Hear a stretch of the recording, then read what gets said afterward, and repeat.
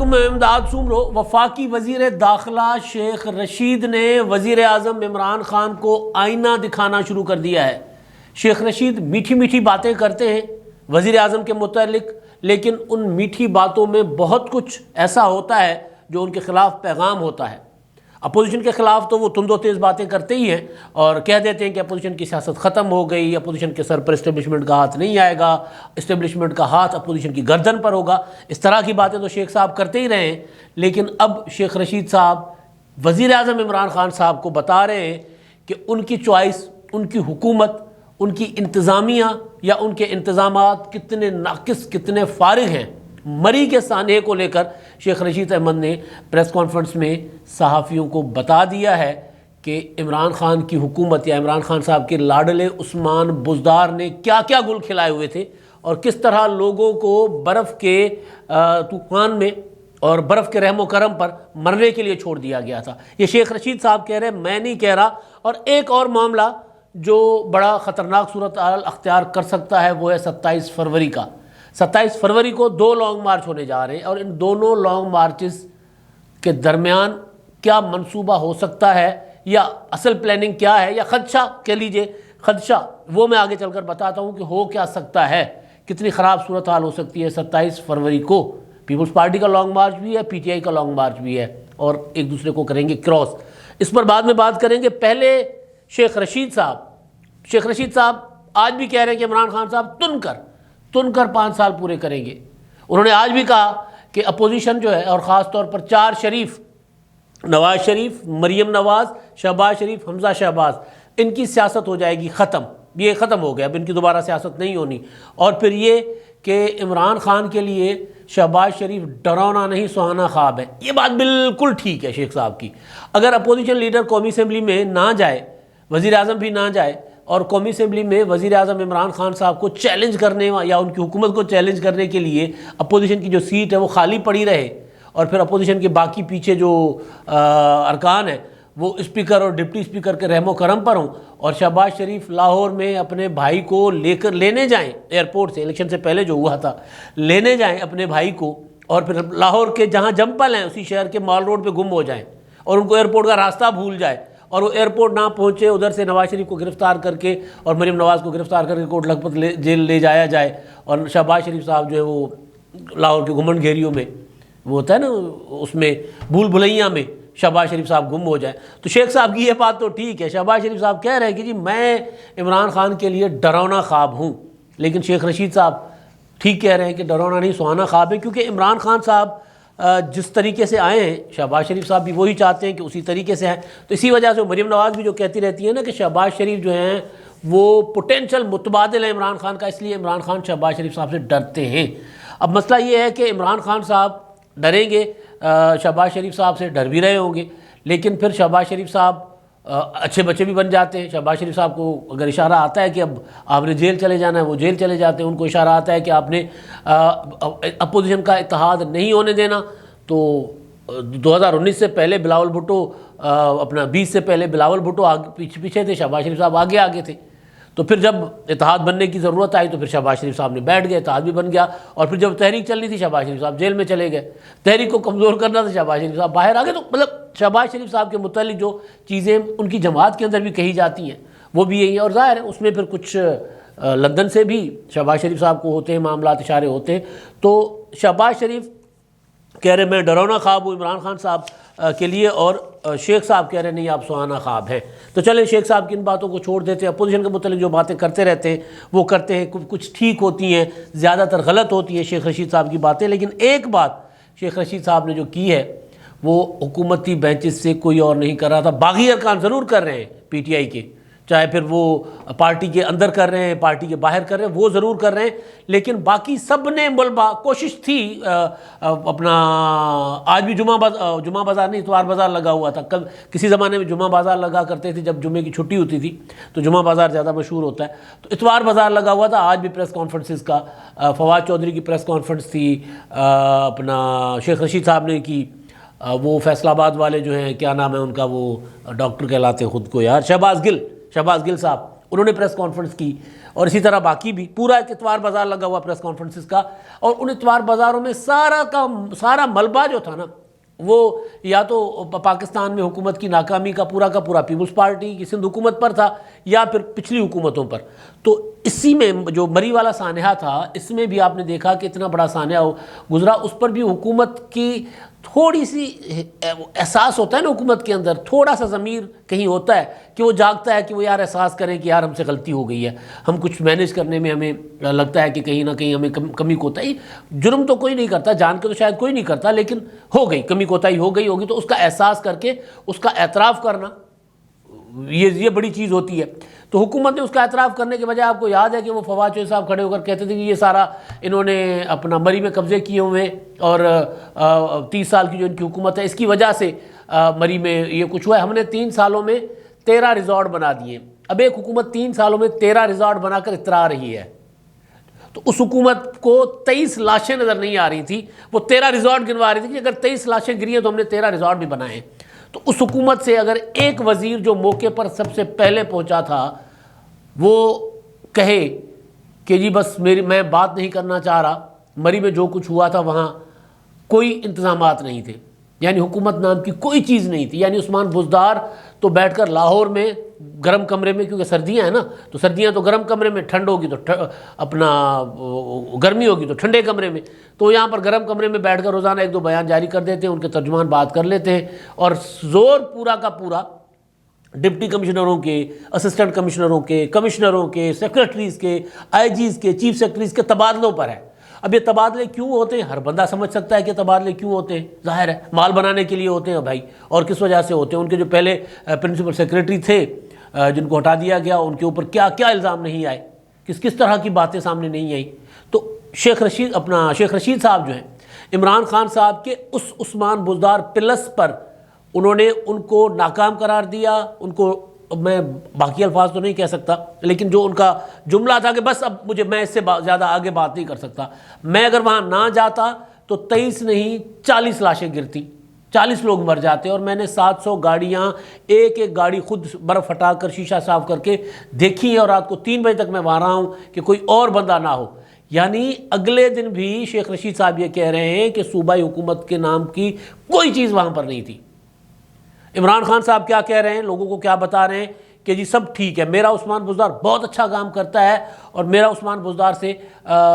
صرف پروپیگنڈا نہیں ہوتا، صرف بتانا نہیں ہوتا۔ وہ عثمان بزدار صاحب کے ابھی بھی 2-3 دن پہلے بھی ایک اور مشیر لگایا ہے،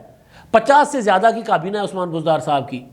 اور کسی کا آپ عثمان بزدار سے خود بھی پوچھ لیں گے کہ جی آپ کے کابینہ کے 4 وزیروں کے نام بتا دیں، شاید ان کو یاد ہو، کیونکہ نام ان کے یاد ہوتے ہیں جو کام کرتے ہیں۔ پوری کی پوری کابینہ برڈن ہے خزانے پہ، کام کوئی نہیں ہو رہا۔ شیخ رشید صاحب اس معاملے پہ بالکل بجا ہیں کہ جی وہ اگر وہاں نہ جاتے تو پھر معاملہ، میڈیا تو معاملے کو اٹھا ہی رہا تھا، لیکن حکومت میں ہلچل نہیں ہو رہی تھی۔ حکومت کہہ رہی تھی اچھا جی ٹھیک ہے، دیکھتے ہیں جی برف ہے، لوگ اتنے گئے کیوں؟ وزیر اعظم عمران خان صاحب نے یہ تک کہہ دیا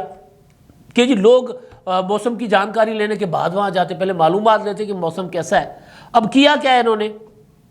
وہی کہ قانون پر عمل درآمد کرانے کے بجائے پابندی لگا دی ہے۔ اب پابندی کیا ہے جی؟ شام کو 5 بجے کے بعد مری کی طرف کوئی نہیں جائے گا،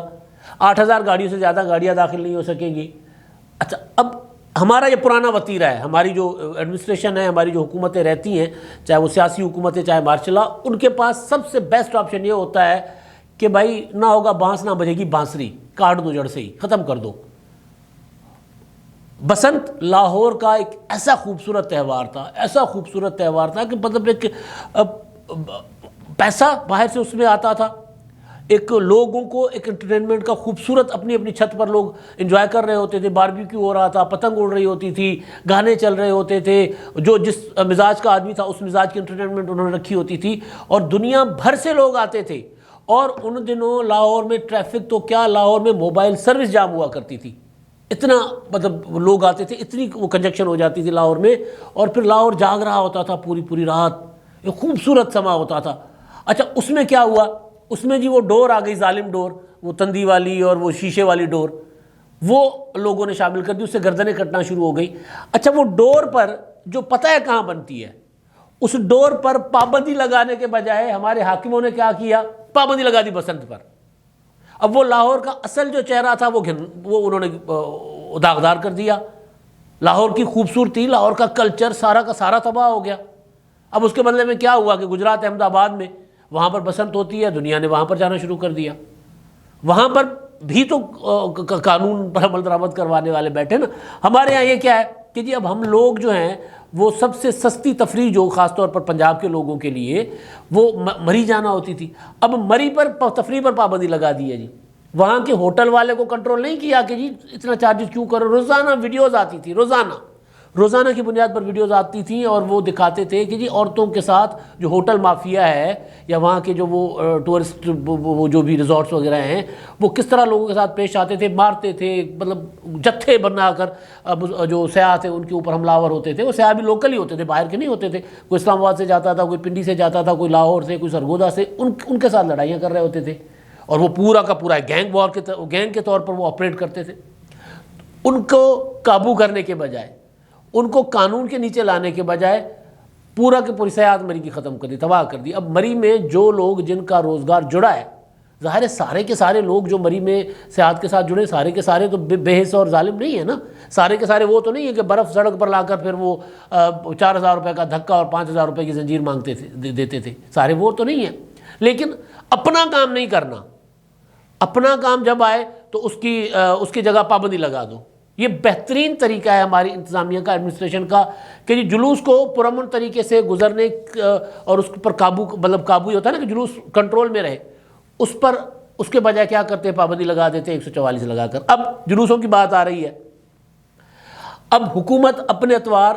ٹھیک کرنے کے بجائے، جو مہنگائی کم کرنے کے بجائے، ایک تو کر رہی پروپیگنڈا، جمعہ بازار، اتوار بازار، پریس کانفرنسز کا وہ لگے ہوتے ہیں.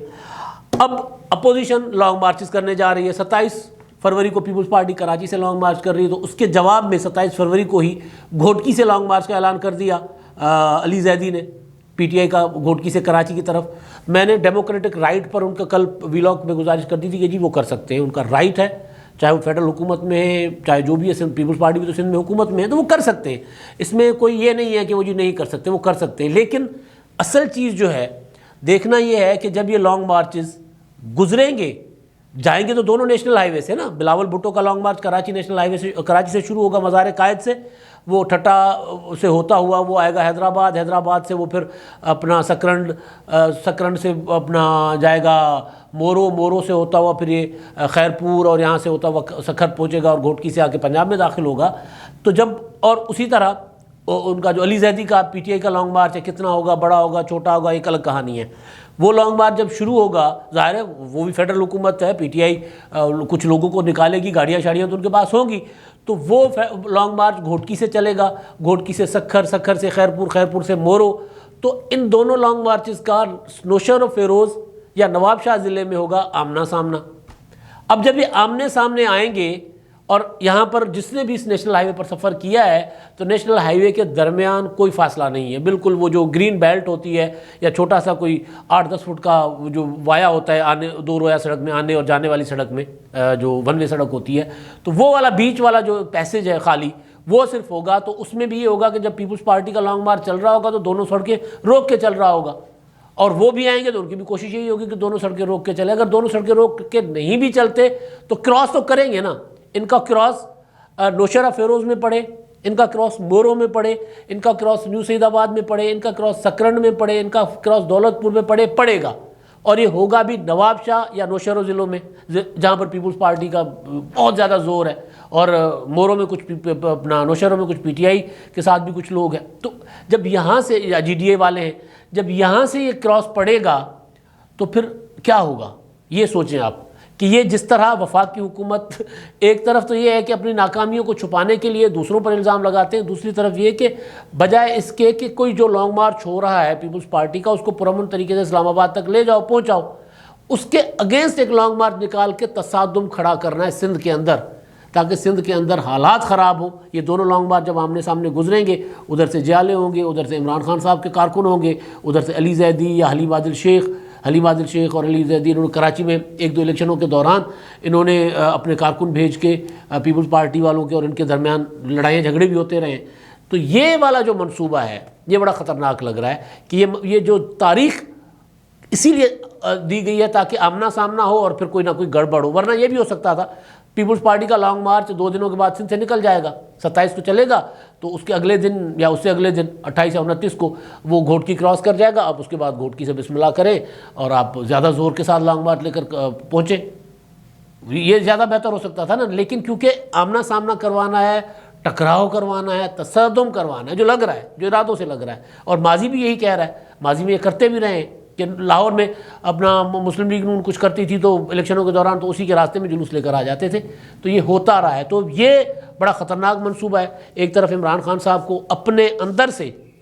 جو زیادہ ایکسپوز کیا جا رہا ہے، پارٹی کے لوگ ایکسپوز کر رہے ہیں. اب اتحادی شیخ رشید صاحب بھی کہہ رہے ہیں کہ خان صاحب آپ کو پہلے ہی کہا تھا بڑوں نے کہ بزدار کو ہٹا دیں، بزدار آپ کو کہیں کا نہیں چھوڑے گا. تو شیخ صاحب نے بھی آئینہ دکھانا شروع کر دیا ہے، اور دوسری طرف حکومت سے حکومت ہو نہیں رہی تو تصادم کی طرف چل پڑی ہے. اب تک کے لیے اتنا ہی. اللہ حافظ.